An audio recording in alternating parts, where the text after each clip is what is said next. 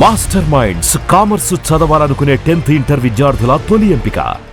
అయితే ఆ 25 years ముందు మీరు ఎవరికైనా క్రష్ అవటం కానీ మీకు ఎవరైనా క్రష్ అవటం కానీ జరగలేదా? అసలు ఎందుకంటే అందగాన్ని ఎట్లా కాలేజీ లైఫ్ లో ఏదో ఉండుంటది కదా. కాలేజీ లైఫ్ లో కూడా మేమందరం చాలా క్వైట్ గా ఉండేవాళ్ళం. మేము మాది విలేజ్ ఏలూరు పక్కనే ఉన్న చాటపురం విలేజ్. హై స్కూల్ స్టడీస్ అంతా అక్కడే. కాలేజీకి వచ్చిన తర్వాత కాలేజీ అట్మాస్ఫియర్, సొంత సైకిళ్ళు, సైకిల్ తీసుకెళ్ళిపోవటం, అక్కడ సైకిల్ తోనే క్రష్ భలే ఉంటదా లైఫ్ లో. ఫస్ట్ సైకిల్ నేర్చుకున్నాను. పైగా మా ఊరి నుంచి ఒక 7-8 మంది వచ్చేవాళ్ళం స్టూడెంట్స్. అందరం కార్లు వేసి సైకిల్ తీసుకురావటం, అక్కడ పెట్టడం, సైకిల్ స్టాండ్ లో పెట్టడం, భోజనం కూడా తీసుకునేవాళ్ళం. మధ్యాహ్నం ఇంటర్వెల్ భోజనం చేయటం. అట్లా ఎంతసేపు మాకు ఇదే స్కూల్ వ్యవహారాలే తప్ప గేమ్స్ కూడా ఆడేవాళ్ళం కాదు. నేను ఒక విషయం నమ్ముతాను, ఎందుకంటే మీరు బుద్ధిమంతులు అన్న విషయం ఆ తర్వాత ఇండస్ట్రీలో కూడా ప్రూవ్ అయిన మాట వాస్తవం.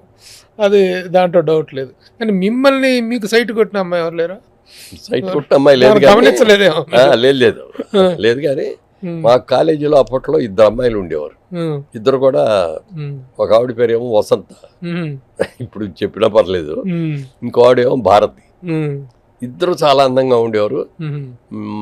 అట్లా వెళ్తా అంటే మా సెక్షన్, మాది బి సెక్షన్.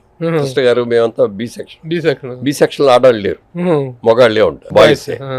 ఏ సెక్షన్ లో ఉన్నారు, సి సెక్షన్ లో ఉన్నారు లేడీస్. ఈ వీళ్ళు వస్తా అంటే అది ఎప్పుడు వస్తా అని అందరూ చూసేవాళ్ళు. బాగానే అందరు తలకాయలు అలా తిరిగిపోయి ఏది సెక్షన్ లో మొత్తం అతను, నేను ఒక్కడనే కాదు, అందరూ అలా చూసేవాళ్ళు. ఒక అమ్మాయి ఏమో సైరా భాను, ఒక అమ్మాయి పేరు ముస్లిం అమ్మాయి, వసంత కాదు, ముస్లిం అమ్మాయి, ఇంకోటి ఏమో వసంత, ఒక అమ్మాయి భారతి. ఇట్లా 3 ఉన్నారు. ఆ 3 అందగత్తులు ఆ రోజుల్లో. ఊరికే చూడటం, ఇట్లా ఎదుర్కొంటూ వస్తుంది అమ్మ వస్తుందని చూసేవాడు. దగ్గరికి వచ్చినప్పుడు తలకాయ ఉంచుకొని వాళ్ళు, ఆ అమ్మాయి అసలు తలకాయలు ఎత్తేవారు కాదు, వాళ్ళు తలకాయ ఉంచుకొని. అందుకని అసలు ఎక్కడ లేదు రాలా. మ్యారేజ్ లో ఆడవాళ్ళు, వైవాహిక జీవితంలో ఆడవాళ్ళు చాలా థ్రిల్ అయ్యేటువంటిది ఏంటంటే భర్త అనుకోకుండా తెచ్చిచ్చేటువంటి సర్ప్రైజ్ గిఫ్ట్లు. మీరేమి ఇచ్చారు అలాంటి గిఫ్ట్లు? మా అయితే ఇంటికి పూలు తీసుకెళ్లేవాడు రోజు, అంతే తప్ప. ఎందుకంటే స్టార్ట్ అయినప్పుడేమో 200 రూపాయల జీతంలో ఉన్నాం. ఫ్యామిలీ ఎలా సరిపెట్టుకోవాలి, ఇందులో ఎక్కడ లోటు రాకుండా చేయాలి అనేదే సరిపోయింది. ఒకరోజు అడిగాను, పెళ్ళి మామూలుగా అందరూ హనీమూన్కి వెళ్తారు, మనకి హనీమూన్లు వెళ్ళే అవకాశం లేదు, నీకు ఎక్కడన్నా వెళ్ళాలంటే చెప్పి తీసుకెళ్తాను. నా ఉద్దేశం మెడ్రాస్ వెళ్దాం అన్నాడు. మెడ్రాస్ ఎట్లాగో వచ్చాం అప్పటికి. మెడ్రాసు, బొంబాయి కూడా కాదు, బెంగళూరు, మైసూరు, లేకపోతే తిరుపతితో అడుగుద్దని నా మనసులో పోయి. నాకు ఏం వద్దు కానండి, అవకాశం ఉంటే నన్ను పుట్టపట్టు తీసుకెళ్ళండి. అదేంటన్నా, నాకు బాబా గారు అంటే చాలా ఇష్టం అండి, సత్యసాయి బాబా గారు అంటే. ఆయన్ని నేను రోజు ఫోటో కూడా పెట్టుకుని చేసుకుంటూ ఉంటాను. నాకు అవకాశం ఉంటే ఆయన దగ్గరికి తీసుకెళ్ళి పుట్టపడతాను. చూద్దాంలే, బాగా బిజీగా ఉన్నా కదా, అప్పుడు నెంబర్ ఆఫ్ ఫిల్మ్స్ ఉండి బిజీగా ఉన్నా, చూద్దాంలే అన్న. 2-3 సార్లు తర్వాత కూడా రిమైండ్ చేస్తే ఒక రోజు నా అంజలీదేవి గారిని అడిగాను, మా ఆవిడ ఇట్లా బాబా గారిని చూడాలని అంటుంది, ఆయన మెడ్రాస్ వస్తూ ఉంటారు కదా అప్పుడప్పుడు, ఆవిడింటి పక్కనే ఆయన పెద్ద భవంతి అది కట్టారు, మీకు బాగా తెలుసు కదా, మీరు అందులో బాగా భక్తురాలు, ఒక్కసారి మాకు అవకాశం వచ్చినప్పుడు చెప్తే మేము వచ్చి చూసి వెళ్తామండి అన్న. అలాగే పిలిచినప్పుడు వెళ్ళాం. వాళ్ళ ఇంటి పెద్ద కాంపౌండ్ ఉంటే అందరు ఇట్లా వరుసను కూర్చోబెట్టారు, వచ్చిన వాళ్ళందరినీ లైన్లో కూర్చోబెడతారు. పుట్టపర్తిలో కాదు, ఇక్కడే మెడ్రాస్లో. ఆవిడింటికి వచ్చారు. అంటే వాళ్ళది పక్కనే అక్కడ కూడా చాలా పెద్ద ఇది ఉండేది, ఇది బాబా గారిది. అక్కడికి వస్తారనమాట. అక్కడికి వెళ్ళినప్పుడు చూసాం, ఇద్దరు పక్కనే కూర్చొని ఆయన వస్తున్నారు. ఆవిడకి ఏమో టెన్షను, నాకేమో మనం చూస్తారా లేదా అనేది. అట్లా చూస్తాను, దగ్గర దాకా వచ్చారు. ఎందుకో ఇట్లా చూసి ఇట్లా అన్నారు ఇద్దరిని అనేసి వెళ్ళిపోయారు. విహారయాత్రలకి, వినోదయాత్రలకి తీసుకెళ్ళమంటే మీరు తీర్థయాత్రకి తీసుకెళ్లారు. ఆవిడ అడగలేదు పుట్టపర్తే మాకు హనీమూన్, తీర్థయాత్ర అన్ని కూడా. సార్ ఫస్ట్ కార్ ఎప్పుడు కొన్నారు సార్? సినిమా ఇండస్ట్రీలోకి వచ్చిన తర్వాత ఘనసాల గారి ఇంట్లో అదిగి ఉండేవాళ్ళం మేము. ఘనసాల గారి అంటే సెకండ్ వైఫ్ ఆవిడ, సావిత్రి అమ్మ గారు ఇల్లు ముందు ఒక ఇల్లు, వెనక ఒక ఇల్లు ఉండేది.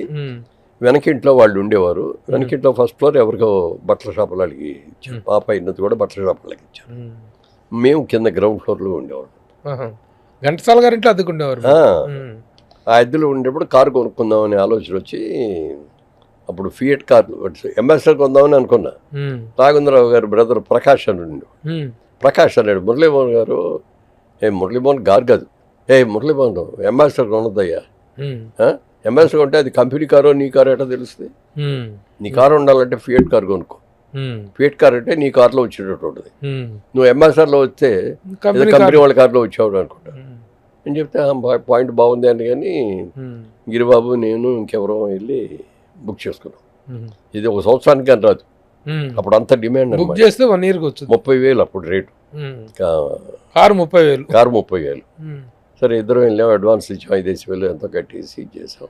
ఫస్ట్ కార్ అది Fiat car. So 1 word answer sir. మీ అభిమాన నటుడుగా మీకు ఇన్స్పిరేషన్ ఎవరు? నాగేశ్వరరావు గారు, అక్కినేని నాగేశ్వరరావు గారు. నాకు మా ఆవిడికి కూడా అక్కినేని నాగేశ్వరరావు.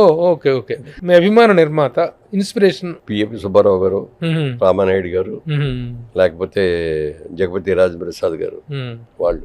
రియల్ ఎస్టేట్ రంగంలో మీ ఐడియల్ పర్సన్ ఎవరు? చౌన్ బాబు. రాజకీయ రంగంలో ఇన్స్పిరేషన్ అంటే?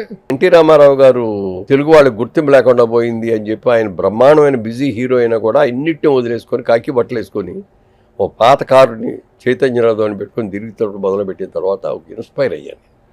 అన్ని విధాలుగా ఒక సమగ్రమైన జీవితం, వ్యక్తిగతంగా కెరీర్ పరంగా కూడాను.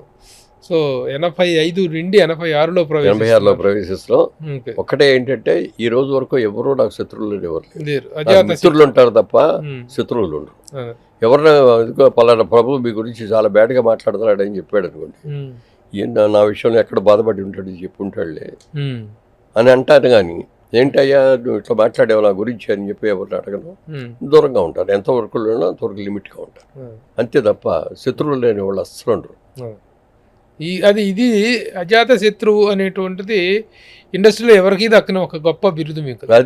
అది ఎవరెవరు మహామహులు, రామారావు గారు, నాగేశ్వరరావు గారు, వీళ్ళందరూ, గురువు గారు, దాసనారాయణ గారు, వీళ్ళందరూ కూడాను అజాత శత్రువు అనేటువంటి దానికి ఒక పర్యాయ పదంగా మురళీమోహన్ గారిని వాడటం అనేది ఎవరిచ్చిన ఇది కాదు, అది కాదు. కానీ అందరూ కామన్ గా అదే అంటారు. అదే పేపర్స్ లో రాసిన అజాత శత్రువు మురళీమోహన్ అని అట్లా అది పర్మనెంట్ గా ఇచ్చేసి పర్మనెంట్ గా వచ్చినటువంటి గొప్ప ఇది.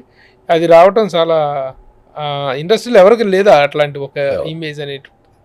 ఎంత గొప్ప క్యారెక్టర్, ఎంత గొప్ప బ్యాలెన్సింగ్ మైండ్, ఒక సమతుల్యమైనటువంటి ఒక వ్యక్తిత్వాన్ని మెయింటైన్ చేసినప్పుడు మాత్రమే అది సాధ్యపడుతుంది. ఇలాంటి ఒక వివాదాస్పదమైనటువంటి ఇండస్ట్రీలో ఉంటూ కూడాను వివాదరహితంగా బతకటం అనేటువంటిది గొప్ప విషయం. అలాంటి ఒక సంపూర్ణమైన సమగ్రమైన జీవితాన్ని గడిపిన మురళీమోహన్ గారు, కంగ్రాచులేషన్స్ అండ్ నమస్తే. All the best sir. నమస్తే.